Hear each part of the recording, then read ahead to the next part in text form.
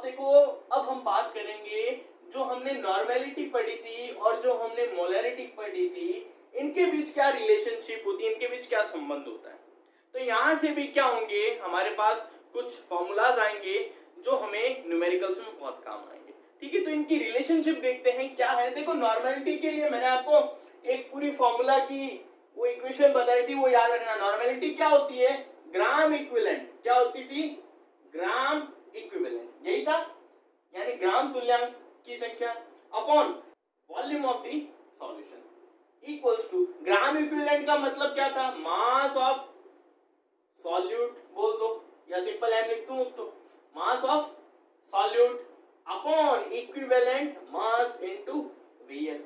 अब बात आती थी इक्विवेलेंट मास क्या होता है, तो मैंने आपको बताया था, ये तो ऊपर एम चल रहा है, मास ऑफ सॉल्यूट। इक्विवेलेंट मास का मतलब क्या था, molecular mass upon valency factor, molecular mass upon valency factor, ऊपर जाएगा वीएफ अपॉन में वीएल चल रहा है।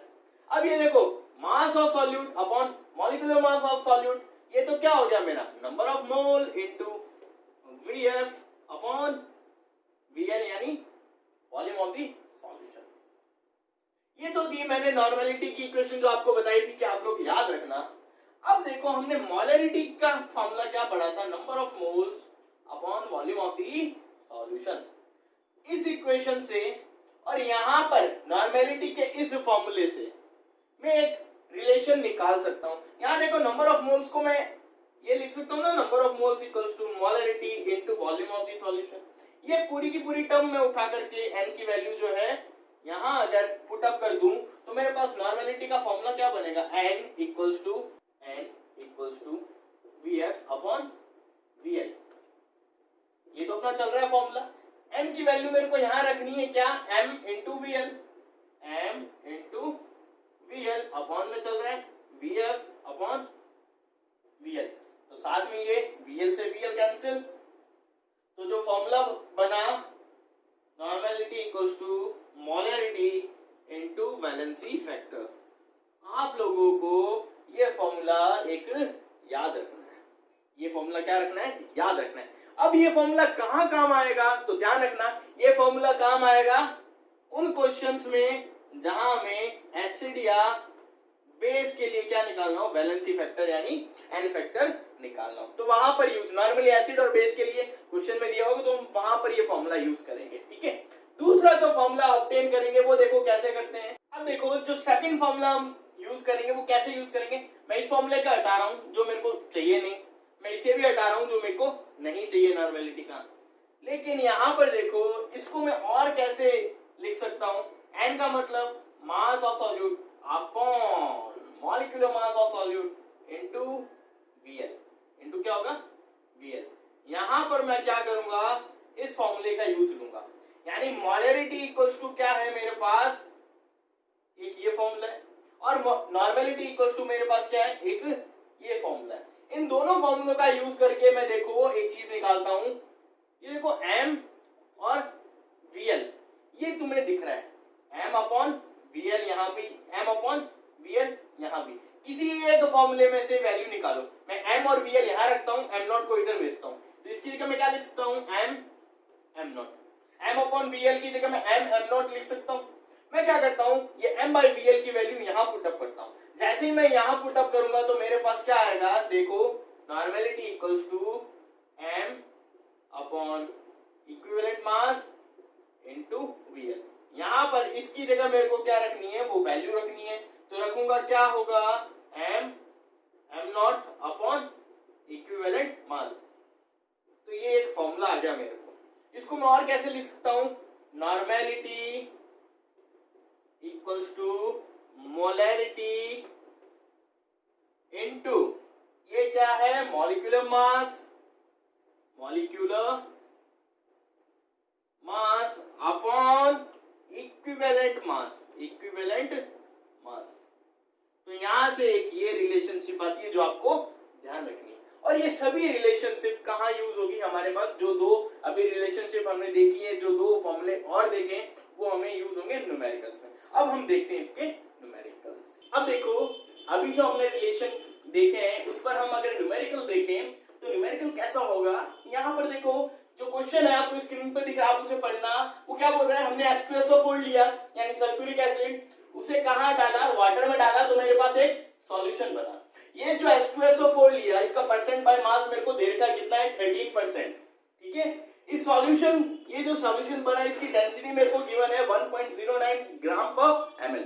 हमें क्या फाइंड आउट करना है, मोलैरिटी और नॉर्मेलिटी, यानी मोलरता और नॉर्मलता दोनों निकालनी है। अभी हमने रिलेशन देखा है, नॉर्मेलिटी क्या होती है, number of moles into molarity. ठीक है, इस रिलेशन से मेरे पास नॉर्मेलिटी आ जाएगी, लेकिन मेरे को अभी भी क्या चाहिए, मोलैरिटी चाहिए। मोलैरिटी हमने प्रीवियस लेक्चर में देखी है कैसे आती है, जब हमें परसेंट बाय मास दिया हो 10xd अपॉन m0, यानी जो मॉलिक्यूलर मास है किसका, सॉल्यूट का, वो। तो ये तो फॉर्मूला अप्लाई करो, तो यहां पर इसमें अप्लाई करूं तो 10x कितना है मेरे पास, 13% into density of solution 1.09 upon m0। H2SO4 का मॉलिक्यूलर मास वो निकालो, H2SO4 का हाइड्रोजन 2 है, एक का एक होता है, प्लस 32 प्लस 16 इंटू 4। तो यहां से जब आप सॉल्व करोगे तो आपके पास वैल्यू क्या आएगी, 98 अपॉन में क्या कर दोगे, 98।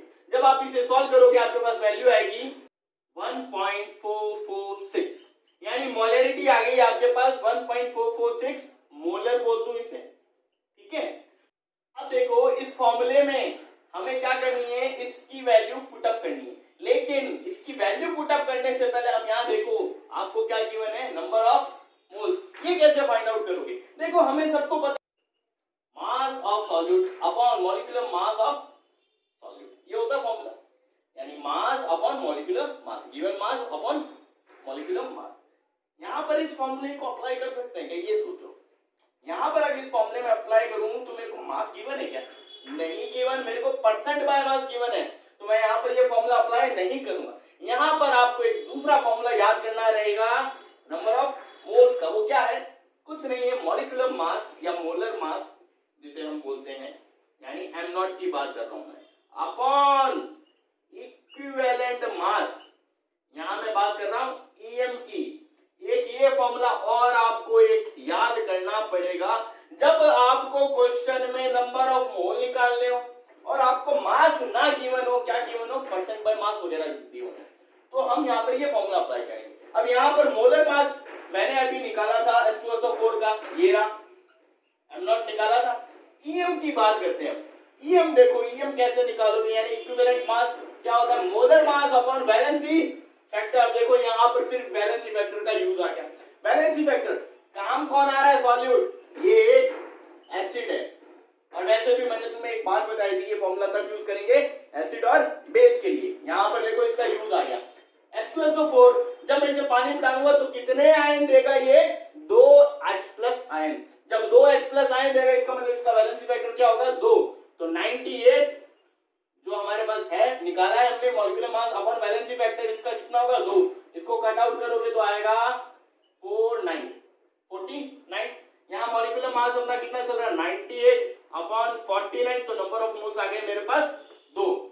यहाँ पर आसानी से मैंने क्या निकाल लिया, नंबर ऑफ मोल्स निकाल लिया। अब इसको यहाँ पुटअप करो फॉर्मूले में, मैं अगर इसको यहाँ पुटअप करूं तो normality equals to number of moles कितने हैं, 2, मोलैरिटी अपने पास कितने हैं, ये 1.446। तो यहाँ से मेरे पास वैल्यू है 6 दूनी 12, 12 1, 4 दूनी 8, 9, 4 दूनी 8, 2.892, ये मेरे पास क्या आ गई, नॉर्मेलिटी की वैल्यू। यूनिट साथ में चलती रहेगी, ध्यान रखना आप लोग। तो इस तरीके से हम क्या करेंगे, इसकी क्वेश्चन करेंगे। नेक्स्ट क्वेश्चन देखते हैं। अब देखो नेक्स्ट क्वेश्चन आपको स्क्रीन पे भी दिख रहा है और मैंने यहाँ पे भी लिखा है। नेक्स्ट क्वेश्चन में क्या बोल रहा है, आपके पास क्या है, H2SO4 का 500 ml सॉल्यूशन है, यानी आपको ये क्या दे दिया, 500 ml रियल दे दिया, यानी वॉल्यूम ऑफ द सॉल्यूशन दे दिया। अब आपने को बोला है कि जो सॉल्यूशन ये है 500 ml का, इसकी जो नॉर्मेलिटी है वो कितनी है, n/2 है। कितनी है, n/2। इस सॉल्यूशन के नंबर ऑफ मोल्स और मोलैरिटी फाइंड आउट करके बताओ। तो कैसे फाइंड आउट करोगे, देखो अभी हमें फॉर्मूला पता है, नॉर्मेलिटी क्या होती है, number of moles into molarity, ये हमने अभी पढ़ा है। ठीक है, मैंने तुम्हें यहाँ बताया था ये फॉर्मूला कब यूज किया जाता है, जब आपके पास एसिड या बेस हो। तो इसके लिए नंबर ऑफ मोल्स निकालने होंगे। नंबर ऑफ मोल्स क्या होगा, मोलर मास अपॉन इक्विवेलेंट मास।